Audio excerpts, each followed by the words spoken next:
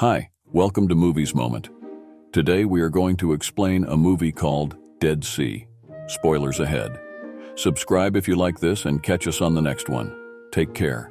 We begin by seeing young Kaya Adams making breakfast for herself and her little brother, Kid Adams. The boy says that he dreamed of his mother, who unfortunately passed away a year ago, and he misses her. Kaya comforts him by saying that their mother will always be looking after them. Kid asks to go on the trip with Kaya, but she says that today is his day to help his father with the boat. Before leaving, Kaya speaks with her father, named Russell Adams, who has decided to fix the boat after a long time to return to sailing. She tells him she is going to meet her friend and asks him to remember Kit's medicine. The Adams family is still suffering from the loss, but they are moving forward as best they can. Kaya lives in the Florida Keys and drives to meet her friend, admiring the beautiful scenery around her. Kaya finally arrives at her friend Tess, who is excited about the adventure they are about to embark on. Kaya asks about Tess's new friendship, but she says the boys are nice and water stunt lovers, so she says it's going to be fun. The two meet the boys, Tess's boyfriend Julian, and their adventure friend, Zender. Julian excites them to go to the islands of the Bahamas, and they will leave in half an hour. The place they are going makes Kaya worried because she can't stay long since she takes care of her younger brother. Zender reassures her that they will return before sunset. Kaya, after thinking for a while, accepts the adventure, but before leaving, she decides to call her little brother, letting him know she will be a little late. The boy asks to go with her again, but he is too young for the adventure. After hanging up the phone, Kaya gets a bracelet from her friend, which Tess also wears. The two then head to the pier to meet the boys preparing to go on jet skis. To make Kaya more comfortable with the ride, Zender tells her a funny story, making her relax. He asks for her phone to put it in a plastic bag, and after that, the four friends go on an adventure.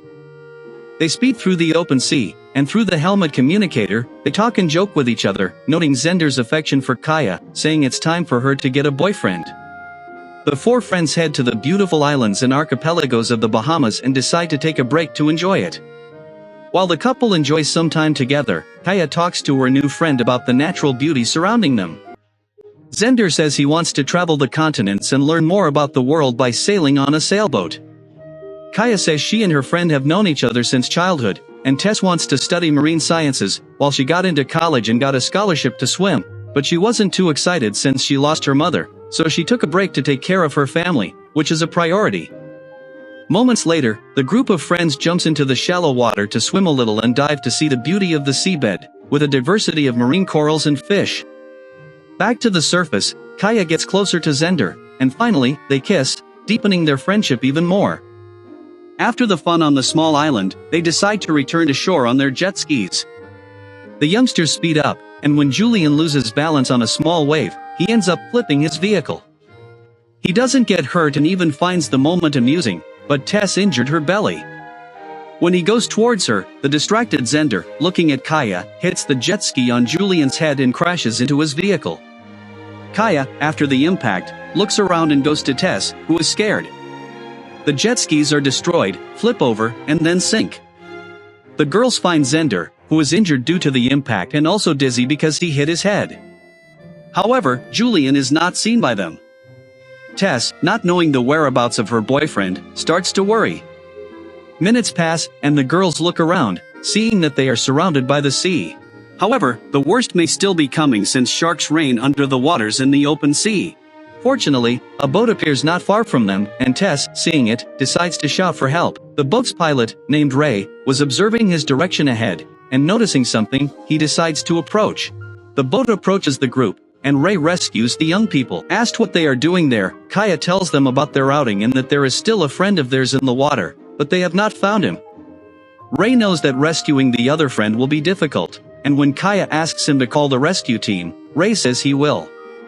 When entering the cabin, he immediately does not call anyone on the radio but observes the group.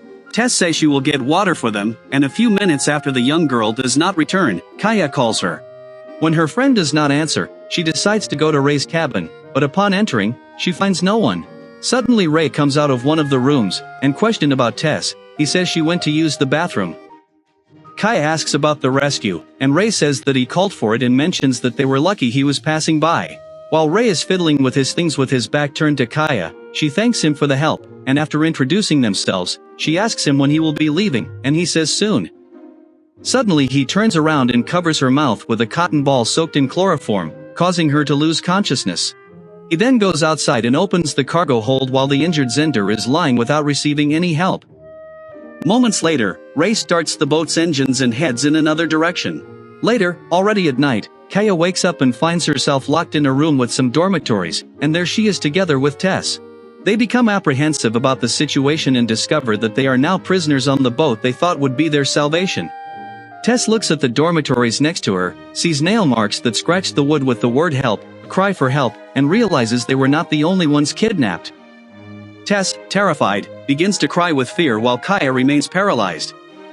After a difficult night, the next morning arrives, and Kaya finds a piece of iron so she can defend herself. The hatch of the compartment opens, and Ray lowers food in a bucket tied to a rope. Kaya confronts him about why he wants them trapped there, but he says nothing. She keeps questioning him and refuses the food, so, not being subtle, Ray says that the boat is his and that he makes the rules. The man says that disobeying him once means going without food, the second time will mean going without water, and if it happens a third time, he will hurt them. After he closes the hatch, they gather together and fear the worst that could happen to them. Ray goes fishing while he doesn't care about the fallen Zender there, who is in a bad state and thirsty.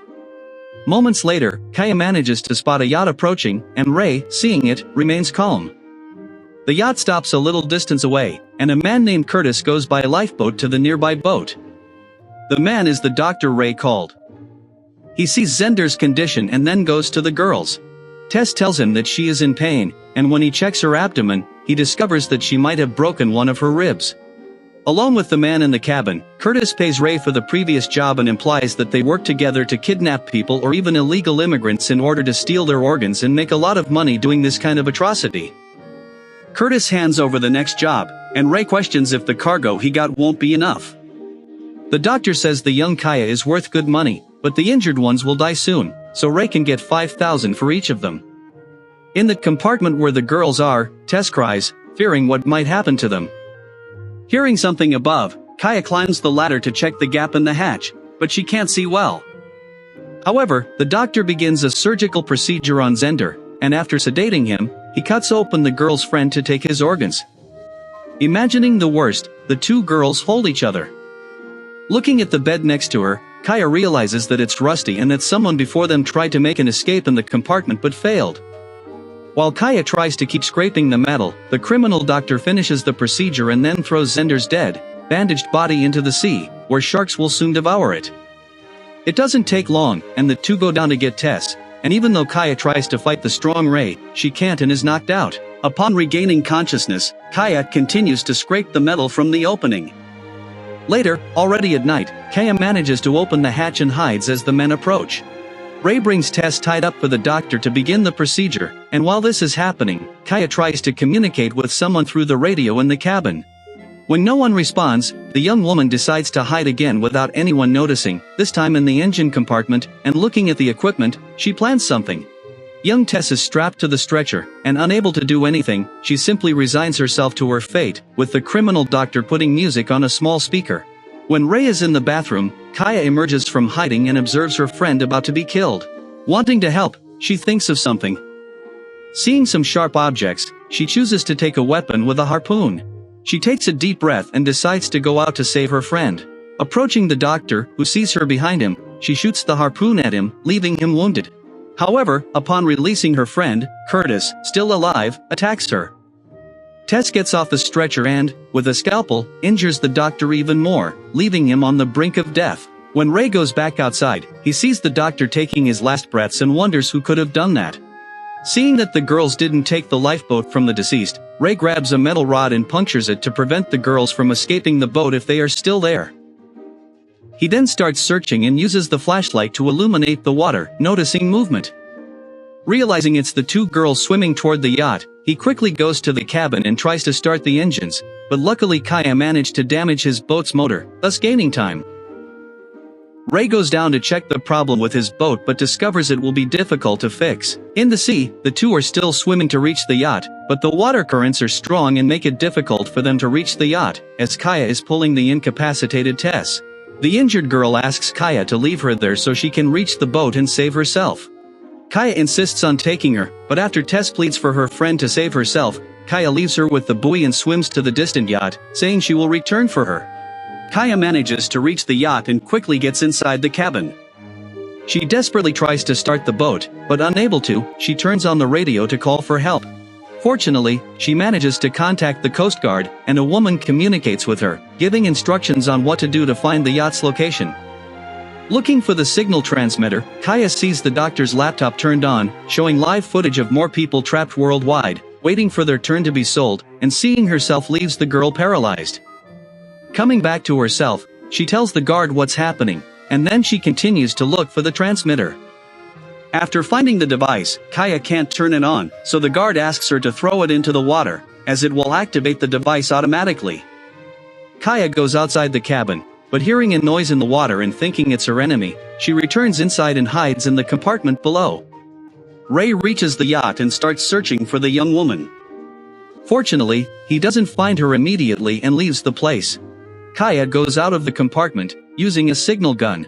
Unfortunately, Ray manages to get behind her, and grabbing her, he cuts her stomach with a blade. He leaves her lying there and cleans his blade in front of her. Kaya thinks of something and slowly approaches Ray, touching his face, surprising him. Suddenly, Kaya attacks him with a direct shot to the mouth with the signal gun. Ray writhes in pain until his death, while Kaya faints shortly after. A few minutes later, she wakes up and sees Ray already dead by her side. The guard still tries to communicate with the young woman, but she doesn't have the radio. However, Kaya makes an effort to reach the water and throws the signal to be activated. Unfortunately, it ends up falling on the edge of the yacht and doesn't fall into the sea, and due to the blood loss, Kaya faints again. The yacht continues adrift with no chance of anyone finding them. After a few minutes, the sea waves make the device fall into the water, initiating the location signal. Fortunately, at dawn the next day, while Kaya is still asleep, a Coast Guard team approaches the yacht. The young woman receives first aid and is then rescued by a helicopter. Moments later, the guards scan the ocean area to see if they can find the lost friends, and fortunately, Tess is found and rescued, still alive. Back in Florida Keys, Kaya is transported to the ambulance, and on the way, her father and brother find her, happy to have her back.